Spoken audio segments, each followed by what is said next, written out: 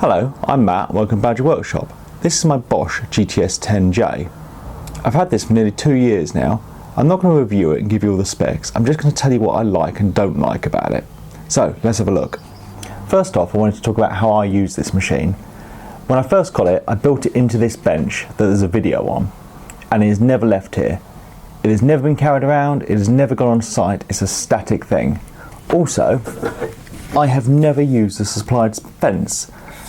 I'm not saying there's anything wrong with it. It slides nicely, locks front and back, but I already had this aftermarket fence which I really like, so I used this from day one.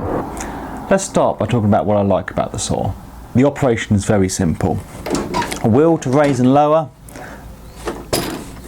a lever to adjust the angle, on and off with a big emergency stop. Also, this saw has plenty of power. It's never struggled to cut through 4-inch thick oak. It does a great job on everything.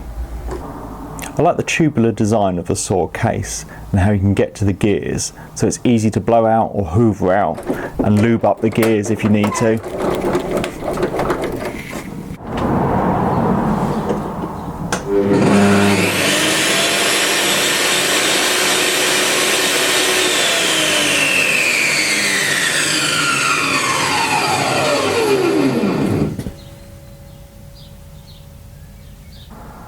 The supplied blade is pretty good, but if you want to change it, that's quite easy because it has this locking lever that means you only need one spanner. Also, it's a toolless change on the riving knife, or adjust even.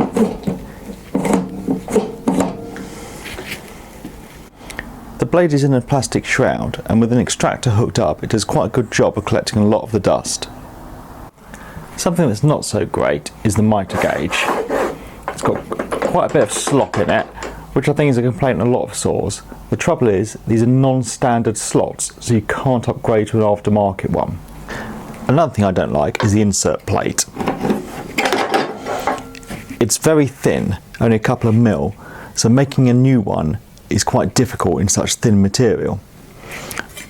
Also, it's an aluminium top with threaded aluminium, so if you make a new one and then put steel bolts in, it's very easy to strip these out. I wanted a proper cabinet saw, but knew I'd be moving shops and didn't want to have to move with one. So I got this saw thinking it'd do me a couple of years until I get a new one. But I've been so impressed with it, I now have no intention of getting a cabinet saw. Well, not straight away anyway. I think it's a really good saw, and if it wasn't for the couple of niggles with the zero insert plate and the mitre slots, I think it'd be a great saw. Anyway, hope this was helpful. Thanks for watching, and please subscribe for more videos.